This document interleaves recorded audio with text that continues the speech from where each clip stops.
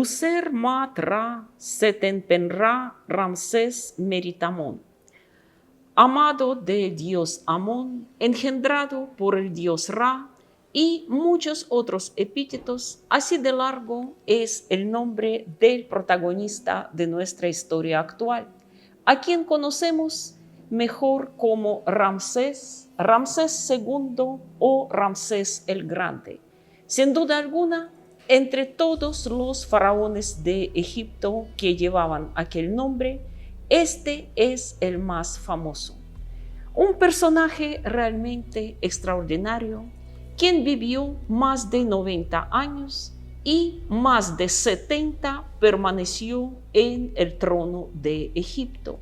Sin duda, después del faraón Neferkara-Pepi II, el de la sexta dinastía, la última del Imperio Antiguo, el reinado de Ramsés el Grande es el más largo y también el más interesante en toda la milenaria historia del Egipto faraónico. Por supuesto, narrar la vida de Ramsés el Grande también sería una tarea muy grande. Exige muchísimo tiempo y, por supuesto, más de una conferencia. Por lo tanto, hoy vamos a limitarnos con la historia de su familia, de su niñez, de su primera juventud y de los primeros años que ocupó el trono de Egipto, que también resultaron años tan ricos en acontecimientos como también bastante difíciles para un faraón tan joven.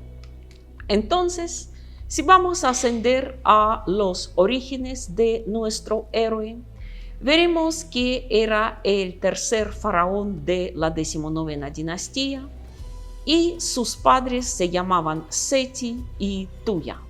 Del faraón Seti ya hemos hablado en nuestra charla anterior y también recordamos que Seti era al mismo tiempo hijo de otro faraón del nombre Ramsés, aquel Ramsés I, fundador de la nueva dinastía.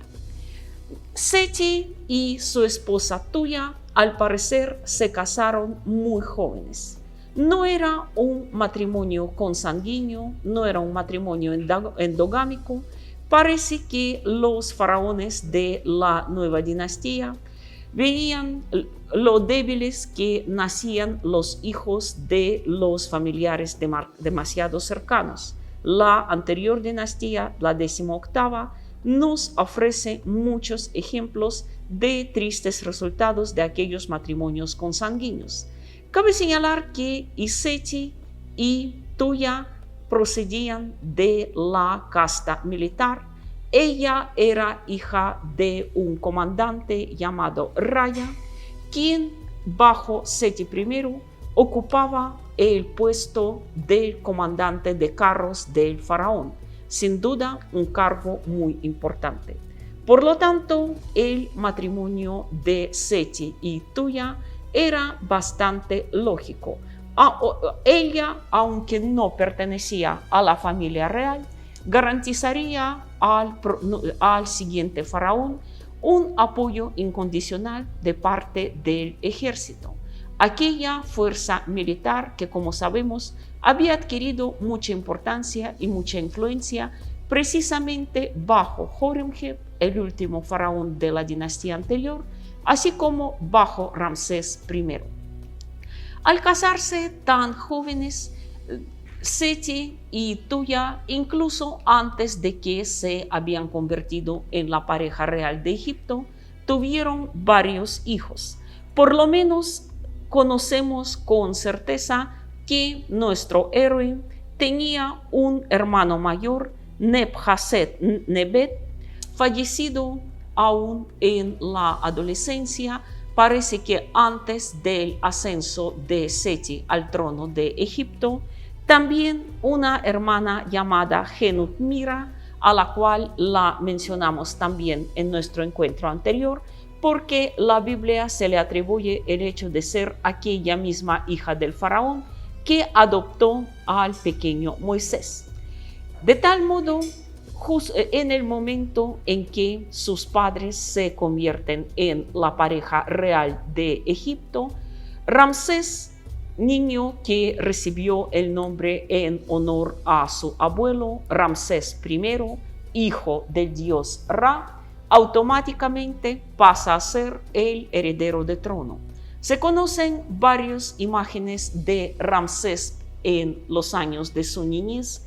Esta, por ejemplo, una imagen muy curiosa que lo representa en una postura propia a tantos otros niños, chupándose el dedo y al mismo tiempo protegido por el halcón Horus, su dios protector.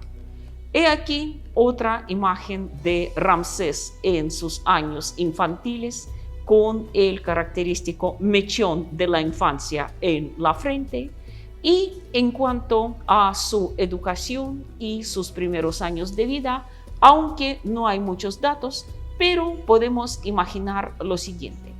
Primero, que como sabemos, el faraón Seti, durante los primeros años de su reinado, tenía que ausentarse mucho del palacio, ausentarse mucho de Tebas, la capital de Egipto, y por lo tanto la reina Tuya debió ejercer mucha influencia en su hijo.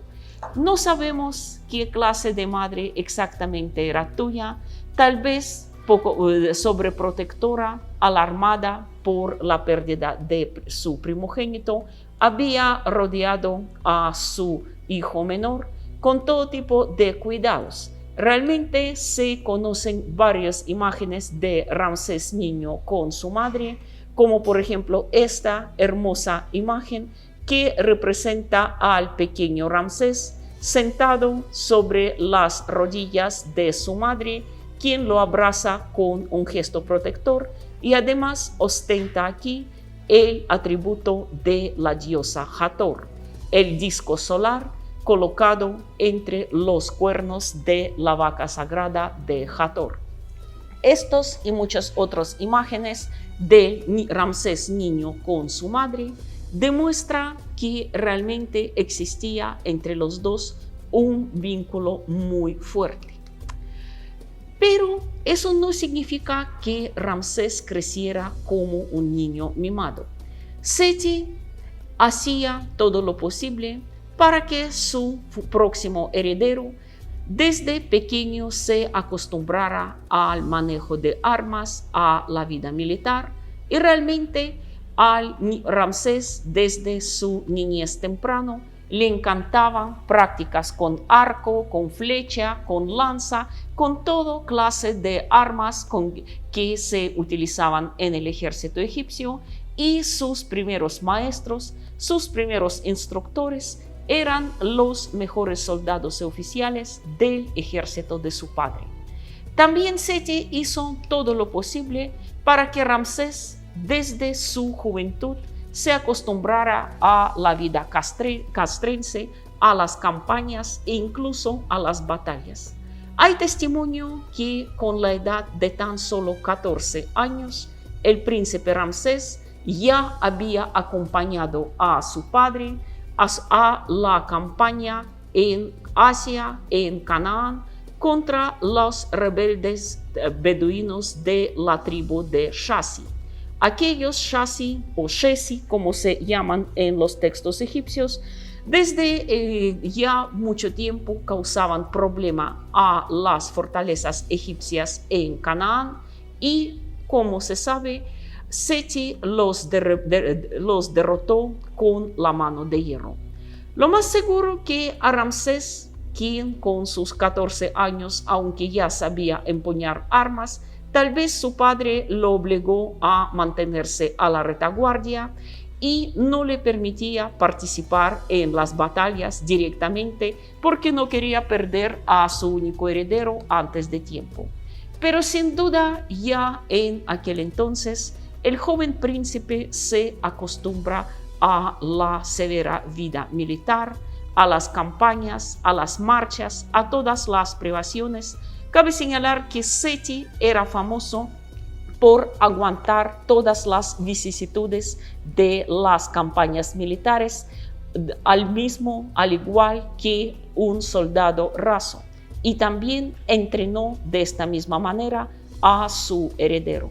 Por lo tanto, no es de extrañar que aún en su adolescencia Ramsés había ganado muchísima popularidad en el ejército entre los mejores oficiales de su padre, y cuando el ejército regresó victorioso de la campaña contra los Shashi, podemos ver en un templo en Abidos, que precisamente levantado para conmemorar aquella victoria, vemos a Ramsés acompañando a su padre en la ceremonia consagrada a Dios Amón, cuando los dos, el padre y el hijo, le piden al Dios Supremo por otorgarles aquella gran victoria. Pronto, Ramsés, al parecer ya a la edad de 18-19 años, comienza a llevar a cabo unas campañas independientes. El padre ya le confía el mando de su ejército. Realmente, el príncipe pasa ahora casi todo el tiempo fuera del palacio, combatiendo a los enemigos de Egipto en todas las fronteras, e incluso la noticia de la muerte repentina de Seti lo alcanzó lejos de la corte cuando se encontraba en Nubia o Kush, donde estaba sofocando la rebelión de unos tribus locales rebeldes. Por lo tanto, sin terminar todavía la campaña, el joven acude al palacio. Faraón Seti murió repentinamente, sin ser todavía un hombre viejo. Cabe señalar que los estudios recientes de su momia permiten suponer que había muerto a causa de diabetes. Así que Ramsés ahora asume el poder. Aquí vemos un relieve que conmemora su coronación. El joven faraón por primera vez se pone la doble corona, acompañado por los dioses Horus y Set, otrora dioses enemigos, pero como se sabe, los antepasados de Ramsés procedían de Avaris, es decir, aquel antiguo territorio de los Ixos, y su padre Seti llevaba un nombre que significa consagrado a Set. Set parece que en aquel entonces había dejado de ser aquel dios malvado, y por lo tanto su figura aparece con frecuencia acompañando al joven faraón, al igual que la de Horus. Aquí el joven Ramsés, ya con todos los atuendos del rey, es abrazado por la diosa Hathor, o posiblemente por su propia madre Toya, que, como podemos ver, con frecuencia era interpretada con los atributos de esta diosa protectora. Sin duda alguna, Ramsés, al llegar al poder, no era un niñito como Neferkara-Pepi o como Tutankamón, pero de todos modos debería tener poco más de 20 años. Un soberano joven que, aunque había ganado cierta experiencia en las campañas militares, no sabía mucho de la política. Por suerte, Ramsés tenía a su madre Tuya, una mujer sin duda alguna muy inteligente, muy sabia, y también a los mejores consejeros de su padre. De tal modo, el joven faraón de 20 años podría dejar en sus manos los asuntos de la política interna, porque debería seguir luchando en las fronteras. Los enemigos de Egipto, al enterarse de la muerte repentina del faraón Seti, a quien temían, a quien respetaban, intentan aprovecharse de la situación, pensando que Ramsés, el joven y inexperto hijo de Seti, no sería capaz de mantenerlos a raya, pero se equivocaron. Muy pronto, Ramsés, a pesar de su juventud, ha mostrado que Egipto seguía regido por una mano de hierro, una mano firme, aunque todavía joven e inexperta, pero que no pensaba ceder a los enemigos nada de tierra egipcia, ni tampoco perder la influencia de su país en el mundo conocido. Prácticamente todos los primeros años del reinado de Ramsés están llenas de campañas militares. En el primer año, él tuvo que llevar a cabo una expedición contra los libios, quienes, aprovechándose de la situación del cambio del poder, intentaron invadir Egipto desde su frontera occidental. Aquí precisamente vemos cómo unos soldados de la infantería egipcia están luchando contra los libios. Y aquí está una estela conmemorativa, la primera estela de Ramsés II, ya como un soberano legítimo, que precisamente conmemora su victoria sobre los libios. Y aquí tenemos una estatuilla de la época que representa un cautivo libio clamando por su vida. Al mismo tiempo, tenía que continuar con la expedición en Nubia. Recordamos que Ramsés partió de aquella tierra al entierro de su padre sin terminar definitivamente de calmar esta provincia. Por lo tanto, muchos caudillos nubios se aprovecharon de la situación para recuperar los territorios perdidos. Sin embargo, una vez aplastada la revuelta libia, Ramsés directamente marcha sobre Nubia, y he aquí otro relieve conmemorativo que precisamente hace recordar la victoria de Ramsés sobre los nubios. Apenas se calma la situación en estas dos provincias, Ramsés hace lo siguiente: a muchos cautivos nubios y libios les propone lo siguiente: recuperar la libertad a cambio de una fidelidad incondicional al faraón y servicio en su ejército.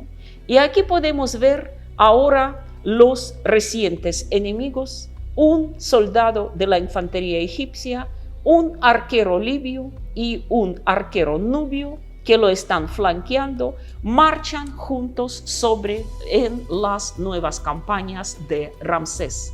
Ramsés realmente abría las filas de su ejército para todos los que querían seguirlo, para los que le juraban su fidelidad. Y así mantener a los libios y a los nubios no solo en su servicio, sino también incluirlos entre sus guardias personales. Recordamos que la guardia personal del faraón había sido creada por Seti, pero fue Ramsés quien admite allá a los extranjeros. Pronto, Egipto se enfrenta a un nuevo enemigo: los así llamados pueblos del mar. Pueblos del mar es el nombre colectivo de numerosas etnias procedentes más que todo de las costas y de las islas del Egeo, Mediterráneo, Adriático, que en aquella época, estamos hablando de la 19ª dinastía egipcia, comienzan a atacar las costas de prácticamente todos los países del Mediterráneo.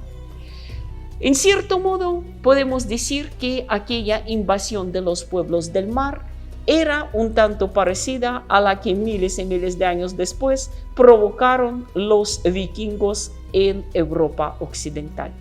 No sabemos con certeza cuáles eran las razones quienes impulsaron a todos estos pueblos a abandonar sus costas e islas natales y emprender campañas en contra de los imperios de Asia y también Egipto.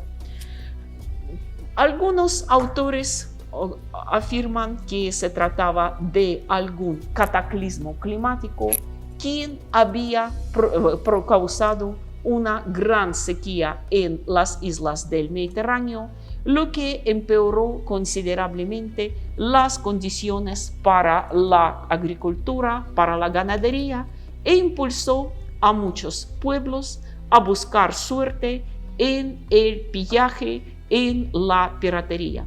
Prácticamente todos los pueblos del mar eran famosos por su carácter belicoso y su auténtica pasión por piratería, por el pillaje, por el saqueo de las ciudades portuarias. Este nombre es bastante, yo diría, común porque en total es difícil mencionar todas las etnias que participaron en aquellas campañas. ¿Quiénes eran aquellos pueblos del mar?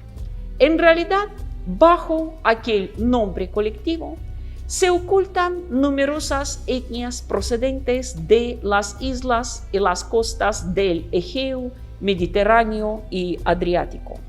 Estaban los Peleset, así llamaban a este pueblo los egipcios, que al parecer son los mismos filisteos de la Biblia que procedían de la isla de Creta. Estaban los Luca o licios, procedentes de la región histórica de Licia en Asia Menor, y estaban también los Sherdana o Shardana, al parecer los más occidentales de todos, procedentes de la isla de Cerdeña. Los pueblos del mar ya se mencionan brevemente en algunos textos egipcios, aún de la época de Ajenatón, pero al parecer Ramsés II el Grande fue el primer faraón egipcio quien tuvo que enfrentar a una invasión de estos pueblos a gran escala. Los primeros en llegar a las costas de Egipto fueron los Sherdana o Sherdena, que al parecer provenía de la isla de Cerdeña. Debe ser el nombre egipcio de las tribus sardas. La estela en Tanis, que describe la invasión de estos piratas, los describe de una manera realmente escalofriante. Los implacables Sherdana, que nadie sabe cómo combatir, venían de forma atrevida en sus barcos de guerra desde los mares, sin que nadie consiguiera resistirlos. Y he aquí, precisamente en aquella misma estela, podemos ver un bajorrelieve que representa a aquellos temibles Sherdana, reconocibles por sus curiosos cascos con cuernos y también por sus grandes escudos redondos. He aquí una reconstrucción que representa a los guerreros Sherdana según estos relieves. Sin duda eran unos guerreros valientes quienes intentaron atacar Egipto desde el mar. Así que Ramsés por primera vez tuvo que llevar a cabo una campaña naval, y cabe señalar aquella batalla naval para aquel novato era un verdadero éxito. Los egipcios en aquel enfrentamiento lograron derrotar por completa a los Sherdana. Aunque estos lucharon con todo valor, los egipcios quedaron sorprendidos ante la resistencia de aquellos hombres del mar, pero finalmente se rinden, claman por sus vidas, y lo que les propone Ramsés es unirse también a su ejército. Los Sherdana aceptan. Esto les pareció lo mejor. Y aquí podemos ver otra vez cómo los enemigos recientes, ahora convertidos en compañeros de arma, un nubio y un Sherdana, marchan hombro a hombro en el ejército de Ramsés. Al parecer, los Shardana se sintieron muy a gusto en Egipto. En esta imagen bastante divertida, yo diría incluso cómica, podemos ver aquel gran interés que deberían mostrar las mujeres egipcias hacia aquellos forasteros, otrora desconocidos a orillas del Nilo, que venían desde tan lejos, desde lo más profundo del mar. Y aquí podemos ver cómo los Shardana, junto con otros mercenarios, los Peleset o filisteos, ahora fieles aliados de Ramsés, luchan contra aquellas rebeldes tribus libias, quienes aún no aceptaban la soberanía de Egipto.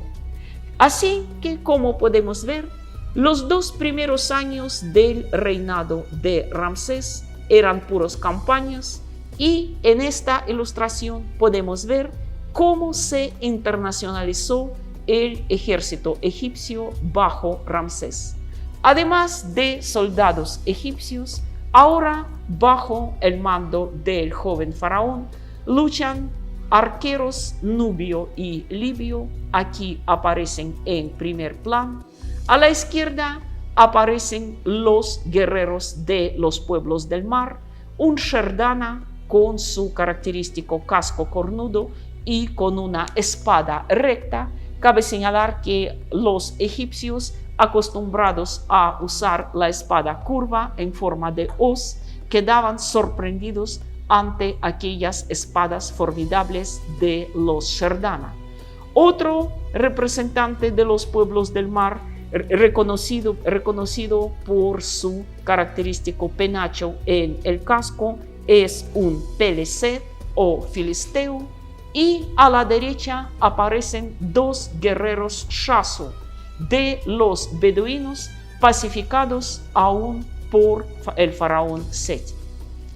Además, Ramsés ha creado un batallón de combatientes tan insólitos que eran leones amaestrados, aquellos leones que por alguna razón sabían a quién deberían atacar. Nunca atacarían a ningún egipcio o aliado, pero parecían intuir cuáles eran los enemigos del faraón.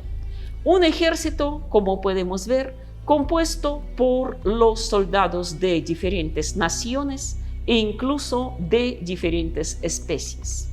Así que, sin haber cumplido todavía los 25 años, Ramsés ya era un guerrero experimentado, un soberano con mucho prestigio, quien había hecho sonar su nombre en todas las fronteras de Egipto, pero la batalla principal de su vida aún estaba por delante.